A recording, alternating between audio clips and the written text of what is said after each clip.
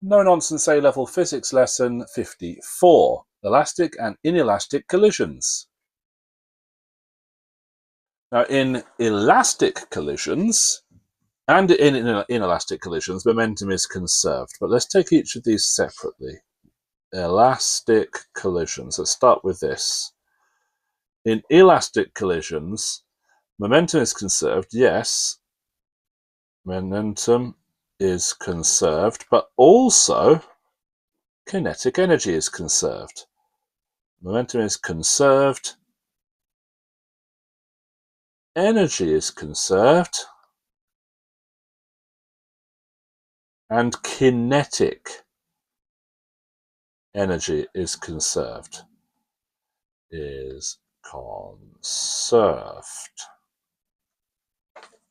Okay, fine. What about inelastic collisions? Well, in inelastic collisions, kinetic energy is not conserved.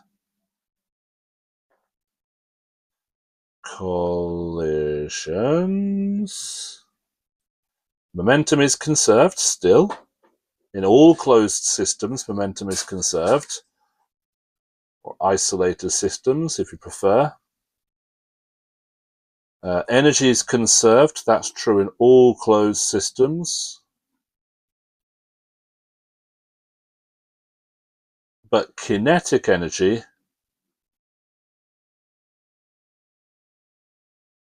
is not conserved. In other words, the total of momentum in our system, the total momentum does not change. It can just have momentum pass between bodies within our system, but the total amount of momentum within our system remains constant. The same is true for energy, but energy can be stored in different ways.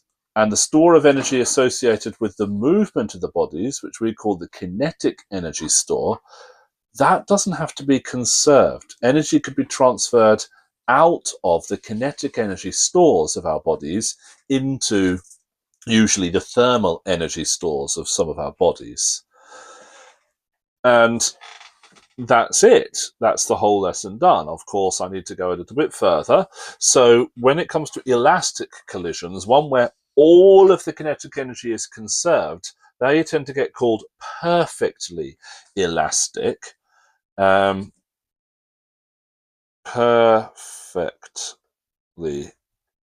elastic.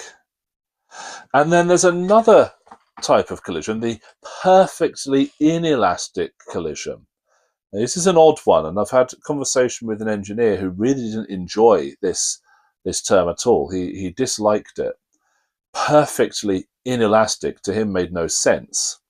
But in A-level physics, we use the term perfectly inelastic collisions for situations where as little kinetic energy stays in the kinetic energy stores as possible. In other words, we have removed as much energy from the kinetic energy stores as possible. Another way of looking at what that means is the bodies actually stick together and travel with the same final velocity in a perfectly inelastic collision. And I'll make a note of that. In a perfectly inelastic collision, the bodies stick together. What do I mean by that? I mean that VA will equal VB. I'm just using the notation from last lesson there, where we used VA and VB for the final velocity of body A and body B.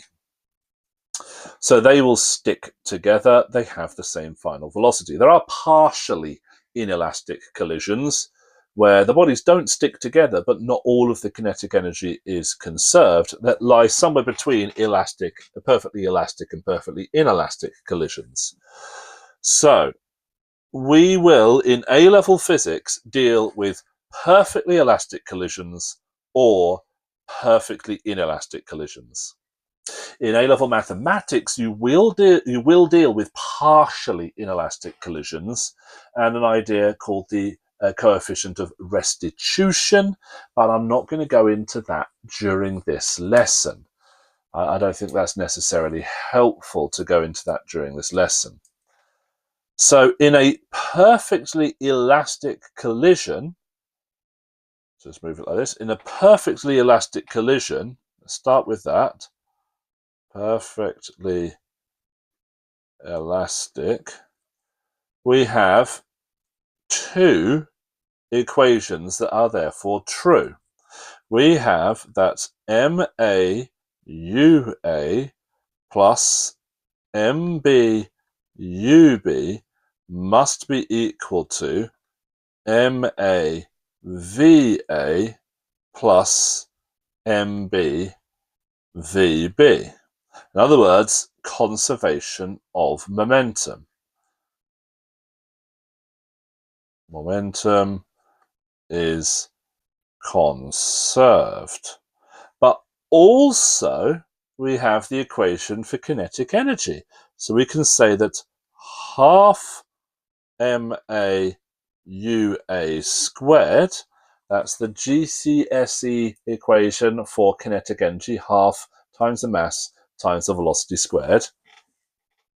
So that plus half times mb times ub squared, so that's the total kinetic energy before our collision, that must be equal to half ma va squared plus half mb vb squared. That is as our kinetic energy is conserved. Kinetic energy is conserved. Obviously, you've got all those halves in that equation, and you don't need all those halves. You can simplify it by multiplying through by 2, and they disappear if you want to. I'm not going to bother. I'm going to leave it as half mv squared, so it's more clear where the equations have come from. But those are simultaneous equations. So if you are tasked with calculating a single missing value, you can just go ahead and use this equation. But if you are tasked with finding two missing values, then you need two equations. Maybe the mass of body A and the mass of body B are missing. Well, you can use these equations. You rearrange them, make MA the subject of the first equation, plug that into the second equation, and then you've only got to calculate MB by plugging in the other numbers.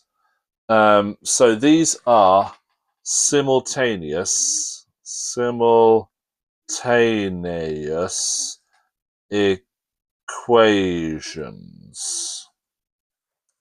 Now, one of the consequences of simultaneous equations is that, one of the consequences of this situation is that the relative velocity of the bodies as they approach is going to be the same as the relative, minus the relative velocity after the collision.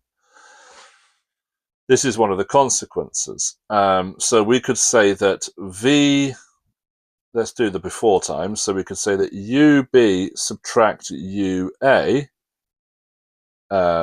just like that, the relative velocity of them. So imagine that UA and UB are both moving in the same direction, just for simplicity. Let's say UA is moving faster than UB, that's why they're going to collide.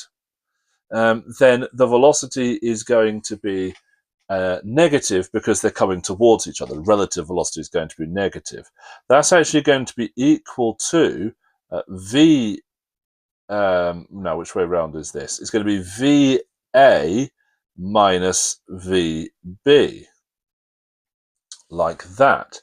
And that is going to be true regardless of the type of perfectly elastic collision, regardless of the masses.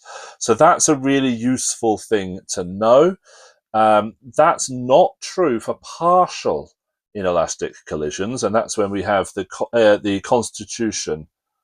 Sorry, let's try again. The restitution, the coefficient of restitution, which is used to see how much of that velocity just sort of disappears.